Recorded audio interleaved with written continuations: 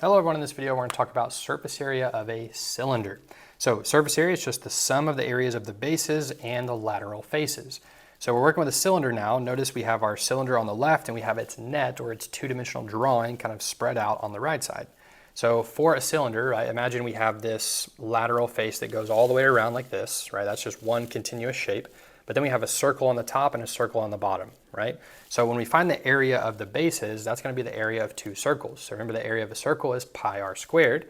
And then we could find the area of our lateral surface. Now, with this lateral surface for a cylinder, the top and the bottom, or the length, right, if we spread that out, it's going to be the length of that circle, right, the perimeter, or what's known as the circumference, right, which is 2 pi r. So we see that right there, 2 pi r, and then the height, right, would be like essentially the width of this two-dimensional lateral face. So this is where our equation comes from. The 2 pi r squared is the area of the top circle and the bottom circle, or right and left, right, the two bases.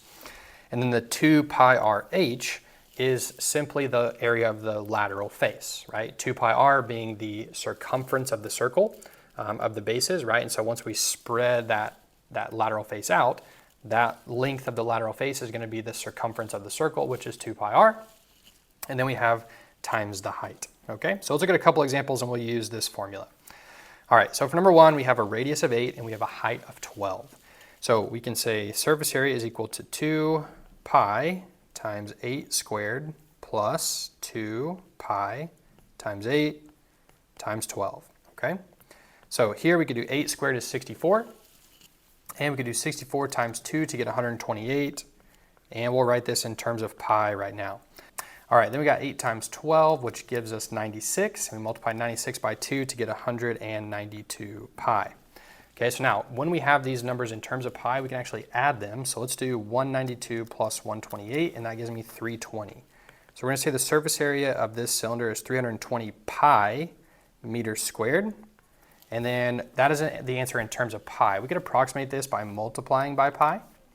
And that is going to give us approximately 1005.3 square meters. Okay, so we can write our answer in terms of pi. We can also write it in terms of using 3.14 for pi or the pi button on your calculator. All right, let's look at number two. So for number two, we're going to say surface area is equal to 2 pi times 5 squared plus 2 pi times 5 times 20.